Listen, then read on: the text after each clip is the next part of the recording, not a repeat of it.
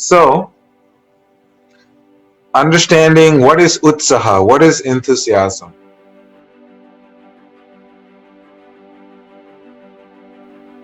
Why is it relevant? Why is it needed in our lives? So, yoga explains that enthusiasm equals to success. So, if you gauge yourself in the morning, how enthusiastic you are in your sadhana, in anything or everything that you're doing, it will determine the success and failure of your day and the success and failure of your life. Because enthusiasm is really what it is, it's called prana. The force, the energy, the focus, that's where the prana will flow. And so that's why wherever attention goes, prana flows. And wherever prana flows, success follows. So that is the uniqueness of this beautiful quality of enthusiasm. Because enthusiasm means that there's going to be something that's going to happen. Something is going to happen. If there is no enthusiasm, nothing's going to happen. You'll see a lot of people in this world, they're not very motivated to do things. Sometimes we get stuck and we are not able to move forward from wherever we are in life. It's because the flame of enthusiasm goes down. And when that flame of enthusiasm goes down, then it's hard to make the world move. Because enthusiasm is so powerful because it's prana, it's life, that you can move and shake everything in the world. Yogis would move planets and create planets with this principle of enthusiasm, utsaha. So we're going to discuss about the 3 dimensions of utsaha, where to get this enthusiasm from, and how does it really work, and how they're so beautifully intertwined and connected in order for us to move forward. So there is the functional enthusiasm, and then there is the psychological, and there is an intellectual enthusiasm. It's derived from 3 different sources, and they're all beautifully connected.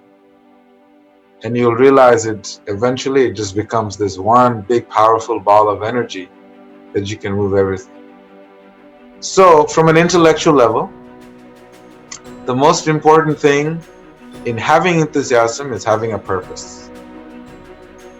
One day we'll go through a practical exercise online and in person, how to create your purpose in life.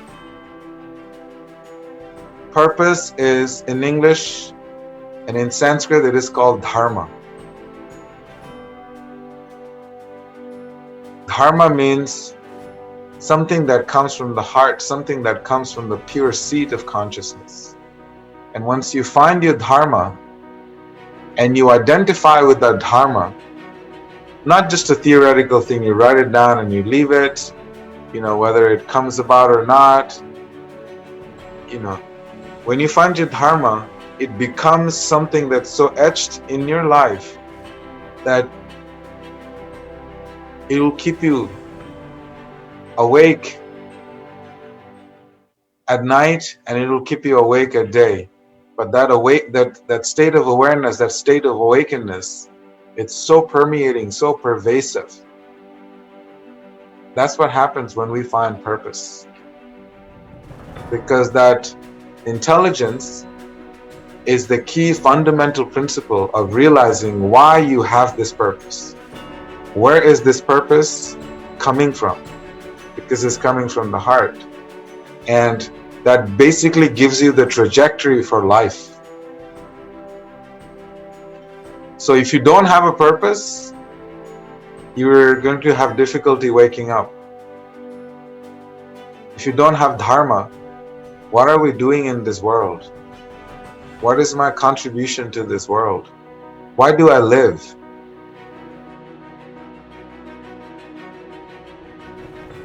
All these why questions will determine the gravity of your dharma and how purpose-driven life that you live.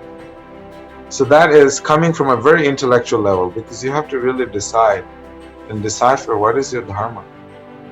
Sometimes people spend a lifetime trying to figure out dharma and they can't figure it out. And this dharma enables you to stay extremely focused. And within that dharma comes this very interesting principle. Yesterday Balaram said, I'm convinced about my sadhana. Conviction comes from dharma. When you believe in your dharma, there is conviction. When you believe in your purpose, there is conviction. Otherwise, you will try to just somehow do it, but you don't really believe in it. So that understanding of dharma is extremely critical, your purpose. We can go through another day. Each one of you, we can go through the process, take a few days and really find your individual dharma. So that is on an intellectual level, because it requires the application of the intelligence, not just the mind, to be able to gather all experiences in life and see what points and junctions in your life you are actually happy. When I'm talking about happiness, I'm not talking about mental happiness. So that is on an intellectual level. And then on a psychological level, it's very interesting how enthusiasm plays a role. Because purpose will push mountains, will move everybody and everything in the world, because that is the universal force. That is the real power, knowing your dharma, knowing your purpose. Because oftentimes when you look at your purpose, you'll realize that it is not about you. It is about something greater than you. Your dharma is something greater than you. Not, your mind tells you, let's go over here, let's do over this, and you just keep moving and thinking that's your purpose. The mind wants to claim that it knows what it is, and will constantly listen to you and then minimize it and make you make small decisions in life that can actually take you away from your dharma.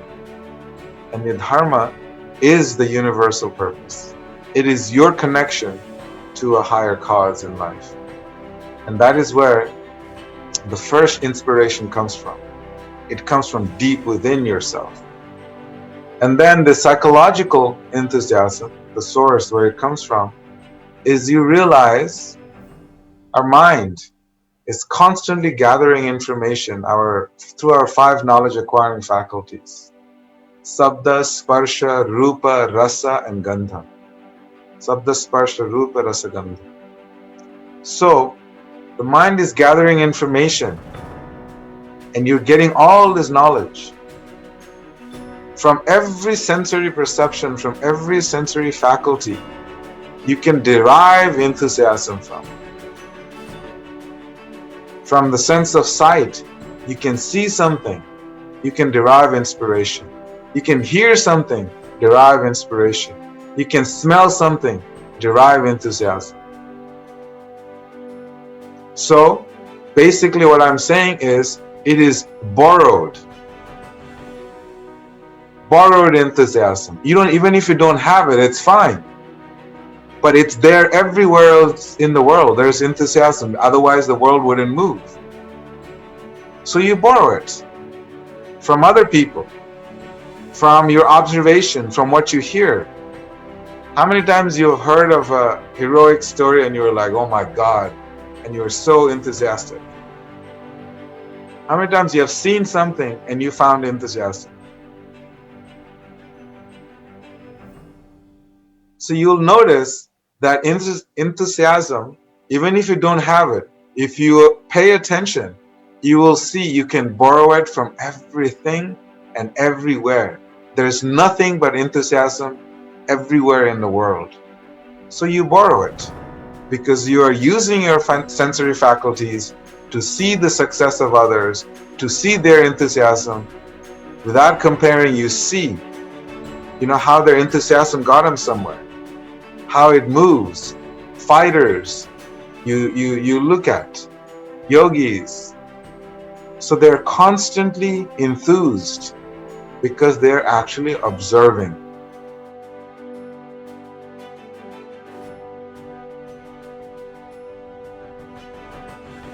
And receiving knowledge, receiving inspiration, and it makes them so enthused. And then I'm going through it really quick because I want to make sure we have enough time for Q&As. And then we have a functional enthusiasm. The functional aspect is to just do it. You cannot get anywhere unless you start. A lot of the times people think, I'm just going to prepare, I'm going to think about it, I'm going to rationalize it, I'm going to write it. And you do all of this. We do all of this. And we don't make a move, nothing happens. You will see people that listen to motivational videos.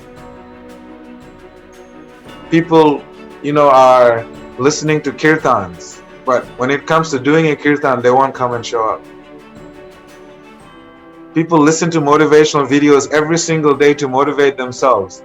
And they're motivated till the end of the video. And as soon as the video is over, their motivational speech, that was the end of their motivation.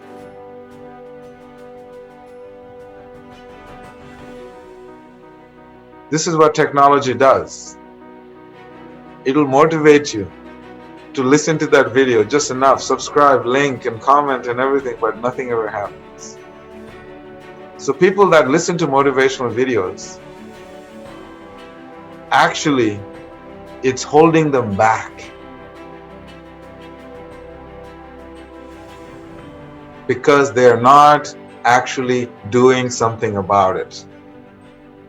So enthusiasm comes from a functional aspect. You want to lose weight, you want to walk. Don't plan on when you're going to walk, how you're going to walk, what is it, too many calculations. You have to get out of your head and get into the working senses. Your feet, your hands, keep moving. So this functional aspect is very unique because all of these dimensions, the functional, the psychological, the intellectual, they're all connected. Once you get moving in the direction, you will realize that the other things are falling in place. You're able to see the inspiration from outside. You're about to borrow enthusiasm from outside. And it's going, and you start to feel like it's actually a dharma. It is actually a purpose. And then all of a sudden, all of this starts to fall in place. All three dimensions of enthusiasm falls in place. Because you are actually moving. And moving is prana. And it's connecting all three dimensions. So to go out and actually just do it. So in our sadhana, for example, when we want to be enthused in our sadhana, we don't start the morning of. We start the night before. What do? We actually prepare the clothes that we're going to wear the next day. Because if you watch yourself in the morning to find the clothes in the early morning hours, the mental space that it takes to determine what color clothes you're going to wear, your challenge and your struggle begins right there in your closet. Maybe it becomes a little earlier, before you jump in your cold shower. Maybe it even begins before that when you're in your soft bed. And you don't want to get up and you smack the snooze button. So it starts in the morning where you do a sankalpa. That in the morning you're hoping that tomorrow's day, this is what your dharma is, this is what your purpose is. and you start with the sankalpa. I would like to have this accomplished tomorrow. And then you prepare for it by making sure you have your clothes ready the night before. And as Balaram mentions, eat a moderate meal, not a heavy meal that's going to make it more difficult. These are all functional aspects, practical things that you can do every single evening to start the next day and just keep moving forward. And as the wheel keeps moving, it starts to make all sense. Everything comes in alignment. So real functional aspects of it. So I want to go a little bit more. Now I've explained the three aspects of enthusiasm. And I want to also mention that enthusiasm requires intelligence and patience. Just being enthusiastic, yes, that's great. It'll get you somewhere. But the application of intelligence, buddhi and dhairya. Utsaha means enthusiasm, and then comes with intelligence, with buddhi. And it comes with dhairya. Dhairya means patience. Every single day you're doing the same thing, success is bound to happen. Because everything in your life is aligned. There is no force that can stop you because you are the universal force. You are connected in your dharma. You're connected with your purpose. But we have to make sure we use intelligence. We have to make sure we use patience. You can't just do something and expect a result immediately. Like I'm working with someone, a friend of mine, trying to help this friend find a purpose.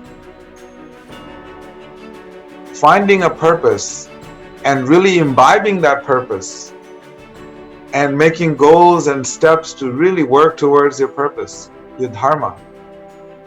And then patiently watch. But sometimes we're not patient. We just want to run. It's not working out. I've tried it. And how long have you tried it for? 24 hours, 48 hours. And Veda, I'm not feeling that enthusiasm. I'm not feeling that energy. And so we are very quick to see how we can escape our dharma, escape our purpose. So patience comes with, the quality of patience means perseverance. You persevere. And the quality of perseverance means you have character. That is where character is built. And if you do not have character, then it becomes more and more difficult to live a life of purpose, to live a life of dharma. And that is where enthusiasm comes in. It's very, very powerful because just see this, enthusiasm, right? Has intelligence, and then it has patience.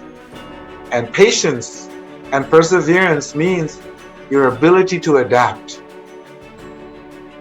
There's something you're doing may or may not work. But if you're patient long enough, you persevere, and it gives you the sensibility to see what is working and what is not working. And because there is intelligence involved, then you change and shift a little bit, tweak things and adapt. And then when you adapt, you're able to change. People that do not change, it's hard to be successful because the world is ever changing.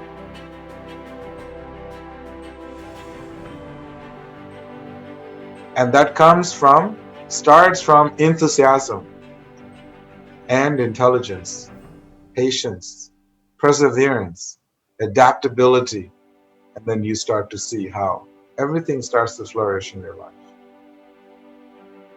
So this is just a very brief nutshell discussion on enthusiasm, because each one of these qualities we discussed are very interconnected, because enthusiasm is the key to success. And how to be enthusiastic every day? It is this every aspect of our being, the intellectual, psychological, and our functional. When we align these three, we are powerhouses. That is what power means. That means you actually have the ability to choose. When you don't have the power, that means you have given up your ability to choose. And if you choose enthusiasm every day, if you choose your purpose every day, you'll be enthusiastic. If you choose your mind every day, good luck. I wish you all the best. So we have to choose our dharma, we have to choose our heart, because that is where dharma is situated. And that is where success is. And that is where everything happens. Everything comes from that core.